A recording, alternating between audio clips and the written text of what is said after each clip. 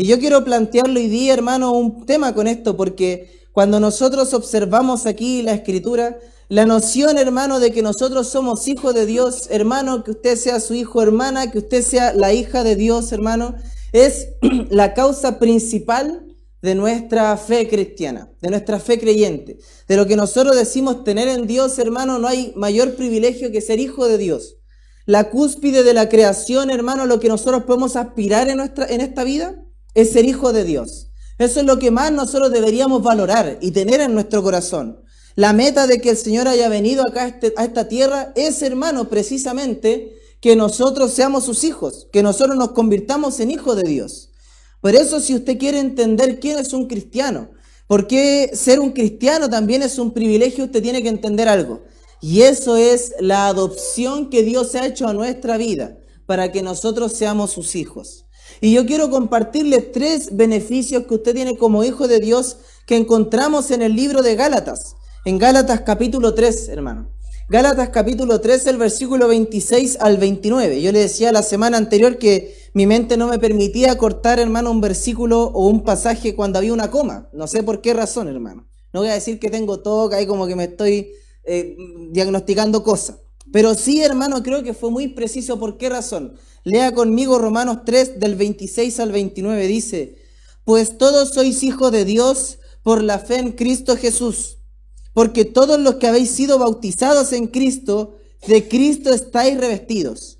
Ya no hay judío ni griego, no hay esclavo ni libre, no hay varón ni mujer, porque todos vosotros sois uno en Cristo Jesús. Y si vosotros sois de Cristo, ciertamente linaje de Abraham sois, y herederos según la promesa. Hermano, ¿sabe algo interesante? Esto es que el corazón de la vida cristiana está en este versículo 26. Dice: pues todos sois hijos de Dios por la fe en Cristo Jesús. Hermano, aquí usted tiene no una promesa, tiene una realidad. Aquí usted tiene no algo futuro que va a pasar, tiene algo que ya ha sido hecho. Y eso es lo siguiente, que usted por la fe que tiene en Cristo ya es un hijo de Dios. Ese es el primer tema que quiero que vea, que no es algo a lo que estamos aspirando ser al venir acá a la iglesia. No venimos acá a la iglesia, hermano, rogando y con miedo porque no sabemos si el Señor nos va a aceptar o nos va a salvar. Venimos acá en agradecimiento de que el Señor ya nos haya salvado. Porque así se vive la fe cristiana, hermano, se vive caminando, se vive con pasos. La Escritura dice: hermosos son los pies de los que anuncian, hermano, la paz, los que anuncian el Evangelio. Porque la fe se vive así porque ya somos hijos de Dios, no para ser hijos de Dios. De hecho, hermano, aquí nos habla algo, esta filiación que tenemos con Dios de ser sus hijos, no es algo que se da como un hecho universal. No es algo que todas las personas, por decirlo así, pueden serlo. Solamente los que ponen su fe en Cristo. Hermano, nosotros no somos hijos de Dios porque somos su creación, porque hemos sido hechos a su imagen. Como dice aquí, ¿por qué somos hijos de Dios? Porque hemos puesto nuestra fe en Cristo. Como vimos la semana anterior, la ley, ¿qué podía hacer? La ley podía revelar mi pecado, guiarme a Cristo, pero solo en Cristo yo puedo tener y ser una nueva criatura. Aquí, hermano, nosotros vamos a ahondar en este pasaje, luego vamos a llegar al capítulo 4 y algunos versículos del capítulo 4, es en 2 ilustraciones que el apóstol Pablo tiene en mente. A veces, y principalmente, obviamente va a tocar esta, que es que el hijo judío o el hijo también con una costumbre romana debía tener un tutor hasta que llegaba a la vida adulta. Y a la vida adulta ya era considerado hijo, con todas sus letras. Un adulto, hijo que obviamente ya debía comportarse como tal. Pero luego va a pasar a otra ilustración, la cual es de aquellos años, que era que un hombre adinerado, que no tenía familia, que no tenía descendencia, compraba a uno de sus esclavos para liberarlo y hacerlo heredero de su fortuna. Vamos a ir con la primera. El hijo, por más que cualquier razón tuviese, era un heredero legal. Dios nos dice que todos los que han puesto su fe en Cristo son sus hijos y por lo tanto son sus herederos. Pero, ¿de qué manera usted, hermano, es tratado como hijo? Primero, como dice aquí el versículo 27, Todos los que habéis sido bautizados en Cristo, de Cristo estáis revestidos. Y yo le voy a hablar de una bendición, hermano, que usted tiene al ser un hijo de Dios, un beneficio. Y eso es ser revestido en Cristo. Hermano, guárdelo ahí. Sabe, hermano, que todos estos pasajes que yo voy a separar, todos hablan de heredero, algo que usted tiene, algo que usted posee. Primero, 26 al 29, usted ve ahí la palabra heredero, ahí en el versículo 29. Luego voy a separar el capítulo 4, versículo 1 al 5. Y ahí usted encuentra también nuevamente la palabra heredero. También en el versículo 6 y 7 nuevamente vuelve a encontrar la palabra heredero, porque usted ya ha heredado algunas cosas que quizás no sabe. Pero la primera quiero que vea que usted ha sido revestido de Cristo. Y yo quiero, hermano, explicarle qué significa esto, porque usted quizás dice, pero ¿qué tiene eso que decirme a mí hoy día? ¿Cómo eso es algo aplicativo? ¿Cómo eso me alimenta? De la siguiente forma. Primeramente, ser revestido de Cristo le muestra que su identidad principal está en Cristo. Nuestra ropa le dice a los demás quiénes somos.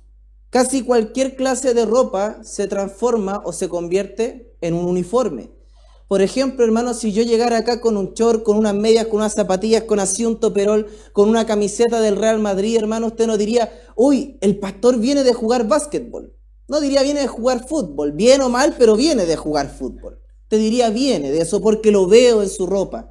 Si aquí llegaran algún hermano con un tipo como de overol, diría, el hermano viene de un trabajo quizás en una bomba de benzina. Ahora no sé, hermano, después te me explicará por qué se le dice bomba de benzina. Ya yo nunca he sabido muy bien por qué le decimos así, pero está bien en nuestro vocabulario. Me puse a pensar en eso. O sea, cualquier tipo de ropa muestra un poco lo que nosotros somos, muestra un poco de lo que hacemos. Le damos reverencia a nuestro trabajo por la ropa que usamos, le damos reverencia a la iglesia por la ropa que usamos y así. Depende mucho nuestra ropa, pero nos identifica con algo, puede ser con el trabajo, un grupo, un equipo deportivo, una institución, etc. La ropa muestra un poco quién soy yo. Pero una segunda cosa que ser revestido de Cristo significa la cercanía, hermano, que usted puede tener ahora en su relación con Cristo. Se lo explico de la siguiente forma, hermano. Usted, hermano, puede salir de la casa sin llaves, puede salir de la casa sin su teléfono, puede salir de la casa sin la billetera, pero yo le digo algo con lo que nunca sale de su casa, con ropa. Siempre sale vestido porque es su prenda más a la mano, porque es su prenda más importante, porque es su prenda, hermano, con la que usted está más cerca a sí mismo. Y lo que yo le quiero mostrar con esto, hermano, es que la ropa también le protege. Cuando usted viene a la iglesia y hace un poco de frío, usted no dice voy a salir lo menos abrigado posible, total, en la iglesia hay, por decirlo así, calor. Dice, no, incluso saliendo de mi casa yo me voy a vestir, voy a estar abrigado, porque es también lo que, por decirlo así, nos protege. Y yo le llamo a usted, hermano, a notar esto, que ser revestido de Cristo es que Él también nos protege. Él está lo más cerca posible a nosotros. No hay lejanía con el Señor. No hay lejanía con Cristo porque Él está cerca de nosotros. Eso significa ser revestido de Cristo. También significa la imitación ante el Señor. Practicar la presencia de Dios es un acto continuo en nuestra vida. Y nosotros debemos pensar y actuar como si estuviéramos directamente ante su rostro. Quiere decir, llevamos a Jesús en cada área de la vida y debemos cambiar de acuerdo a nuestra conducta y su espíritu. Pero último, hermano, sabe que la vestimenta y ser revestido de Cristo también nos habla de nuestra aceptación ante Dios. Y voy a ponerlo con un ejemplo, hermano, porque nuestra ropa cubre nuestra desnudez, cubre lo que hay dentro de nosotros, lo que hay externamente. Y algo, hermano, de eso nos muestra cuando Adán y Eva pecaron. Porque cuando Adán y Eva pecaron, ellos ¿qué tuvieron? Vergüenza de su cuerpo. Pero algo que les muestra esto es que la vergüenza vino por el pecado, no por el cuerpo. Porque el pecado es lo que trae vergüenza, lo que nosotros vemos. Pero algo interesante que hizo el Señor, cubrió a Adán y Eva con pieles ¿de qué? De un sacrificio, de un cordero que había sido muerto para traer esas pieles a Adán y Eva. Desde el inicio del pecado del hombre, Dios ¿qué ha hecho? Ha enviado una vestimenta, los ha cubierto. ¿Para qué? Para demostrar también que eso significa una cobertura de nuestro cuerpo externamente, pero también de nuestros pecados, porque solamente el Señor puede cubrir nuestros pecados. Si usted es un hijo de Dios, hermano, entienda, usted ha sido revestido por Cristo. Usted tiene ahora una nueva vestimenta, usted tiene una nueva identidad, pero ahora usted es acepto no por lo que hay aquí, hermano, sino porque la vestimenta que yo tengo es Cristo. Que la vestimenta que ahora yo me muestro es Cristo. Por eso, hermano, ser revestido de Cristo es un cambio de ropa. El creyente toma la ropa sucia del pecado, la echa a un lado y por fe se recibe esta ropa de Cristo. Pero para los Gálatas esta idea también tenía otro significado. Porque cuando un niño llegaba a la edad adulta, dejaba su ropa de niño y a ellos le pasaban una toga, como usaban en aquellos tiempos los romanos. Entonces ellos ahora han tenido una ropa de adulto. Tenía una ropa de adulto, al ser un hijo ahora adulto, adoptado, ellos tenían otro tipo de ropa. Y la pregunta es, si tienes ese tipo de ropa, ya eres un adulto, eres parte de la familia, ¿por qué volverías a tu antigua ropa? ¿Por qué volverías a la infancia? Y vamos a volver a eso, hermano. Pero quiero que vea lo importante de ser revestido en Cristo, porque en Cristo nosotros somos un conjunto.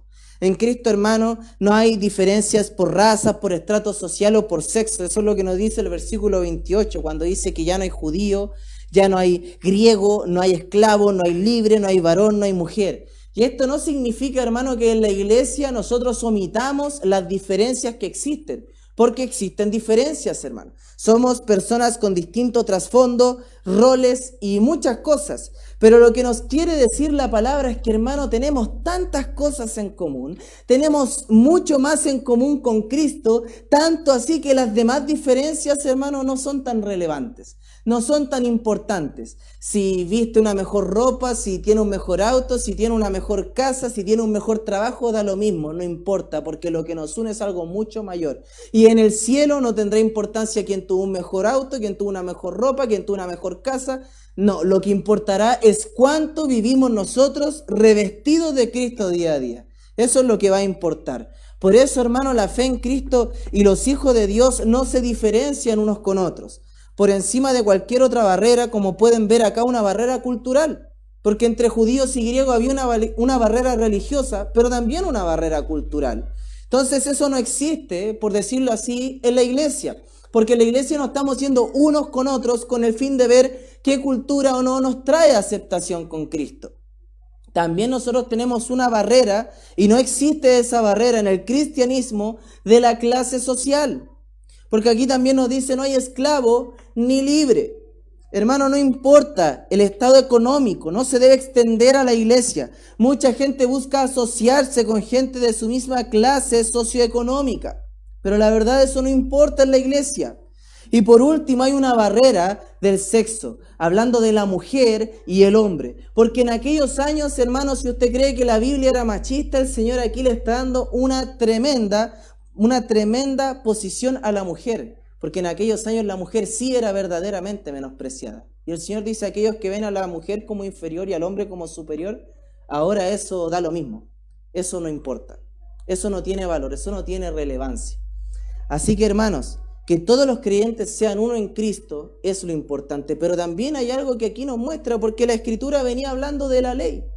Venía hablando de la ley.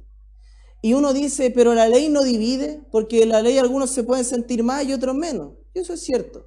Pero sabe que, hermano, la ley también une en un sentido. Por ejemplo, hermano, cuando en los penales se reciben nuevos convictos, regularmente, semanalmente toman a los nuevos convictos y los meten todos juntos a la cárcel y ahí los derivan. Regularmente la práctica de estos nuevos convictos que entran, sea por primera vez o por reincidencia, hablan de por qué están ahí. Digo que hablen no porque todos tengan que decirlo, sino porque es una práctica. Pero a pesar de que unos puedan tener mayor condena que otros, algunos puedan sentir que su caso por estar ahí no es más, pero otros pueden creer que es menos, que ellos no son tan malos como el que tiene al lado, son mejores que el otro. La verdad, hay una respuesta para todos, y eso es, están condenados. Están en la cárcel. Todos están y van al mismo lugar. ¿Sabe que, hermano, la ley, a pesar de que nos pueda mostrar una lista larga en lo que nosotros pudiéramos pecar, y yo digo, quizás yo he hecho esto otro, pero no hice esto otro, hermanos, por la ley todos caemos. Por la ley todos están condenados. Ya no hay importancia, hermano, para el orgullo de quién estuvo menos o más. Porque si estamos condenados, lo único que necesitamos es Cristo. Sin importar, hermano, la razón por la que nosotros hayamos sido en nuestra vida, sin importar el trasfondo, cada uno por la ley es condenado. Pero a la misma vez, sin importar el trasfondo, cada uno puede ser salvado por Cristo. Por eso no hay ningún tipo de razón para enorgullecerse. Pero quiero que vea una segunda cosa, hermano. Quiero que vea conmigo los versículos 4 al 5 de Gálatas capítulo 4. Dice, pero también digo, entre tanto que el heredero, ahí tenemos nuevamente esta palabra, es niño, en nada difiere del esclavo, aunque es señor de todo, sino que está bajo tutores y curadores hasta el tiempo señalado por el Padre. Así también nosotros cuando éramos niños estábamos en esclavitud, bajo los rudimentos del mundo.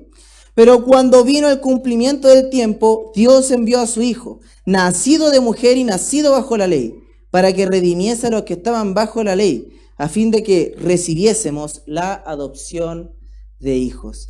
Hermanos, en los tiempos antiguos, como yo les decía, había una ilustración en la que llegar a la edad adulta era muy importante. Pero también vamos a ver otra ilustración, la cual es este esclavo que era comprado y ahora era parte de la familia.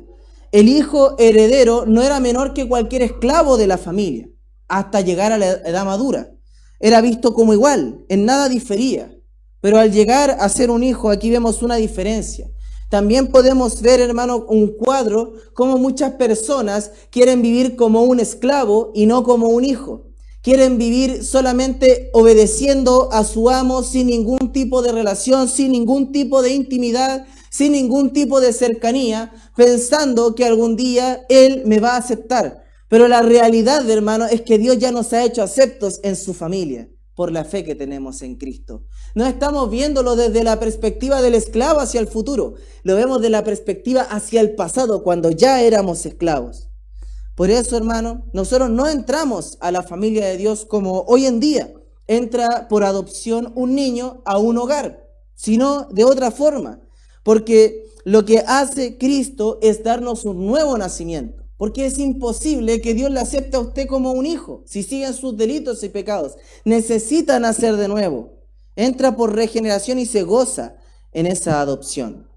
Por eso aquí nos habla de que es Jesús quien nos hace mayores de edad. Primero al rescatarnos de la ley pagando toda la deuda. Él perteneció a la ley, Él cumplió la ley, Él se sometió a la ley, Él se esclavizó a la ley para que nosotros fuésemos libres. Jesús nació bajo la ley, pero fue capaz de pagarla por completo. Y Él nos redime, Él paga el precio completo. Él cumplió todas las demandas de la ley. Ahora, hermano, en el mundo que nosotros se nos está narrando esto, la ilustración del heredero es muy importante. Se nos dice, hermano, que el hijo no puede disfrutar de las cosas hasta que llega a la mayoría de edad. Y eso es algo muy obvio, porque sin importar qué tan rico sea el padre, el niño si gatea, si no sabe hablar, no puede disfrutar de la riqueza del padre. No sabe, no entiende, no discierne, no ha visto, no ha comprendido a su papá, no ha tenido esa intimidad con su papá de poder conversar, de exponer sus pensamientos y su corazón. Sin embargo, cuando llega a esa edad puede disfrutar. Entonces lo que nos está diciendo es que ahora tú puedes disfrutar. Y esa es la segunda cosa, que tú eres redimido por Cristo. Porque volviendo luego al esclavo, como dice, el esclavo es afuera de la familia. Pero si es redimido, versículo 5, estaban bajo la ley a fin de que recibamos la adopción. Esa redención, hermano, significa que Cristo pagó el precio. Y si Cristo pagó el precio, ahora puede traernos a la familia. Los esclavos en aquellos años eran por decirlo así, la escala social más baja que existía. Y lo que hace aquí muchas familias en ese tiempo es que si no tenían hijos y descendientes, tomaban a su esclavo de más confianza, de más cariño, y ellos lo compraban. Y ahora el esclavo tenía la facultad de ser un heredero de toda la riqueza de este hombre. Por eso, hermano, lo que nos muestra es que si nosotros en un pasado éramos esclavos, estábamos lejos del Señor, no teníamos por qué pertenecer a la familia, el Señor dice, ahora tú has sido comprado. El Señor ha pagado el precio. Jesús vino a pagar ese precio que tú no podías pagar y ahora eres parte de la familia. Antes eras esclavo sin nada tener que ver con el Señor, estabas muerto en tus delitos y pecados, estabas condenado, estabas bajo la ira de Dios. Bueno, Cristo, ¿qué hizo? Pagó tu precio, ahora tú eres parte de la familia y eres heredero de todas las cosas. Por eso, hermano, aquí nosotros tenemos mucho significado para nuestra vida. Porque tenemos muchas cosas que ver, hermano. Porque no hay una razón aparente, hermano, que digamos, Cristo vino a morir por nosotros más que el amor que Dios tenía por nosotros. Ese amor, hermano, que no esperaba recibir nada a cambio. Porque no hay nada que nosotros podamos entregar al Señor. No hay nada que nosotros podamos darle de una manera. sino solamente recibir de Él. Y eso es el último punto. Quiero que vea ahí conmigo los versículos 6 y 7, hermano. Dice, y por cuanto sois hijos, Dios envió a vuestros corazones el Espíritu de su Hijo, el cual clama, Abba, Padre. Así que ya no eres esclavo, sino hijo, y si hijo, también heredero de Dios por medio de Cristo. Lo que dice nuevamente, ya no eres un esclavo, ahora eres parte de la familia, eres un heredero, y como heredero puedes clamar, Abba, Padre. Dice aquí, el Espíritu de su Hijo, el Espíritu de Cristo, el Espíritu Santo. Pero el propósito de Dios, por medio de Cristo, era asegurar, hermano, su estado legal en la nueva familia que Dios le daba. ¿Y con qué asegura el Señor su estado legal de aquí al futuro? Con el Espíritu Santo que ha venido a morar en usted. La obra del Hijo de Cristo difiere en un sentido de la obra del Espíritu. ¿Y en qué sentido lo voy a decir? La obra del Hijo es objetiva en un sentido. Todos vamos a ser salvos de la misma forma o todos nos perdemos de la misma forma. La gente que rechaza al Hijo sigue en sus pecados, pero la gente que le recibe es hijo de Dios. No hay otra cosa, es objetivo, es así de simple. Pero la obra del Espíritu llega a ser un poco más subjetivo, porque no todos oramos de la misma forma, porque no todos leemos de la misma forma, porque no todos servimos de la misma forma. Porque el Espíritu no nos ha dado a todos nosotros los mismos dones. Es algo subjetivo, depende. Pero, ¿qué es lo que el Espíritu hace con todos? Ve ahí el versículo 6. Y por cuanto sois hijos de Dios, envió a vuestros corazones el Espíritu, el cual clama, Abba, Padre. Este, hermano, es un grito desesperado, se refiere a pasión y un sentimiento profundo e intenso, porque el Espíritu nos lleva a clamar ese grito desgarrador, el cual significa Abba, Padre. Y el Espíritu, hermano, nos lleva a clamar, nos lleva a orar.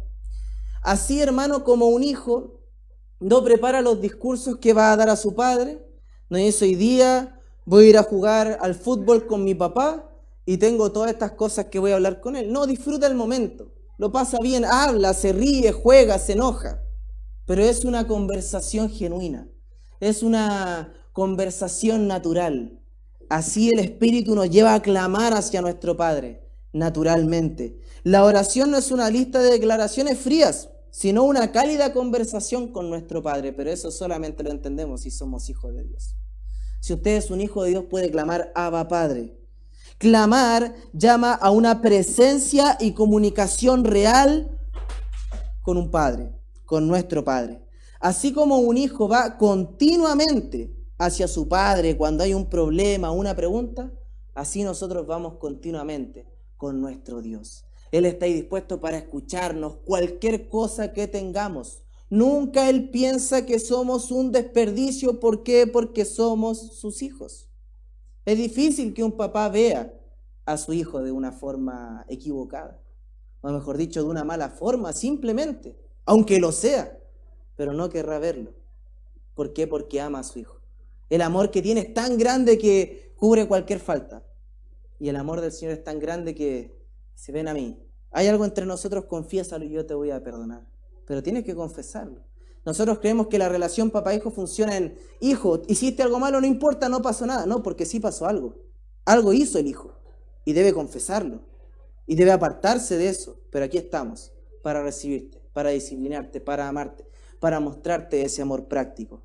Y por último, quiero que vea que Abba Padre es una declaración similar a decir papito, papi, con mucho amor, con mucho cariño, con mucha confianza, con una seguridad de ser recibido, como un pequeño que sabe que su padre le ama y siempre estará ahí para él. La afirmación Abba Padre no es algo, hermano, que Dios nos ha dado a nosotros en un sentido, es algo que tenía Jesús con él. Véalo conmigo en Marcos capítulo 14. En Marcos capítulo 14. Marcos capítulo 14, el versículo 36.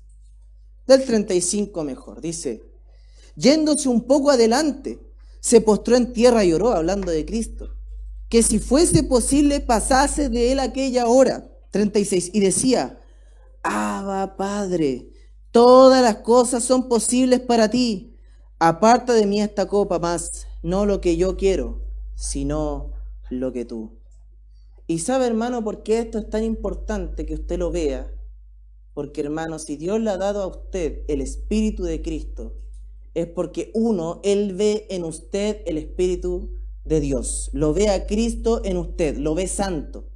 Pero algo que usted debe saber de eso, hermano, es que Dios le ha dado todo lo que era de Cristo a usted. Todo lo que era de Cristo se lo dio a usted. Esa forma, hermano, de Cristo de hablar, de Dios mismo hablando con Él, del Hijo hablando con el Padre, así, hermano, lo ha dado a usted, para que usted clame a su Padre. Por eso, hermano, es que es imposible ser, por decirlo así, estar impasible con esto, porque usted se dese cuenta de lo inmerecedores que nosotros éramos de recibir esta gracia de Dios. No hay espacio para pensar en otra cosa, para prestar atención, porque el simple amor del Padre debería cautivarnos, porque es mucho, hermano, es mucho el amor que hemos recibido de Dios. Por eso la plenitud de la obra del Espíritu Santo es que nosotros, hermanos, amemos a nuestro Padre. Para un hijo de Dios, cada día hay una confianza renovada de que el Señor me va a recibir. No tenemos miedo de nada, no tenemos miedo de nadie, porque nuestro Padre es el dueño de todo. Y así también lo dice Romanos 8. Romanos 8, el versículo 16. Si yo quiero que lo vea ahí conmigo, hermano, por favor, busquen su Biblia ahí. Romanos capítulo 8. Versículo 16. Dice aquí la palabra: el Espíritu mismo da testimonio a nuestro espíritu de que somos hijos de Dios. Hermano, si usted es hijo de Dios, usted tiene el Espíritu Santo en su corazón.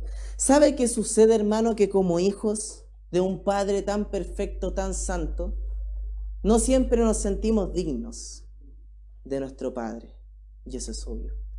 Imagínese, hermano, que hay hijos de futbolistas que no se sienten dignos, porque no tienen el mismo talento que su papá. Hijos que tienen a padres en posiciones de autoridad dentro de una escuela, de un colegio, de un liceo, y no se sienten dignos de su padre. Quieren comportarse para agradarle. ¿Por qué no mencionarlo también? Muchos hijos de pastores en un futuro crecerán con eso, y crecerán con una presión a comportarse de esta manera perfecta, como no. Pero imagínese, hermano, lo que significa verdaderamente tener un Padre perfecto. Yo sé, hermano, que podemos decir y fallar, tener un mal pensamiento y decir, Dios no quiere esto de mí. Pero el Señor dice, tranquilo, porque el Espíritu que hace da testimonio de que eres un hijo de Dios. Y clama ante mí por restauración, por amor, por santificación. ¿No se da cuenta, hermano, de los grandes beneficios que tiene por ser un hijo de Dios? Porque, hermano, no olvide nunca estas cosas, estos beneficios, estas bendiciones que Dios le ha dado a usted al ser su hijo. El mayor privilegio, y no es, hermano, hiperbólico, es cierto, el mayor privilegio que usted podrá experimentar en esta vida es ser considerado y llamado un hijo de Dios. Lo único que nos hace hijo de Dios es el sacrificio de Cristo por nosotros en la cruz. Versículo 26.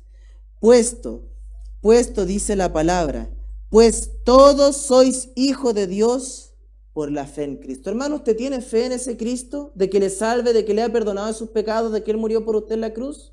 Entonces, hermano, usted es un hijo de Dios y heredero de todas estas cosas inmerecedoras de las que el Señor nos ha hecho merecer y heredar por medio de Cristo.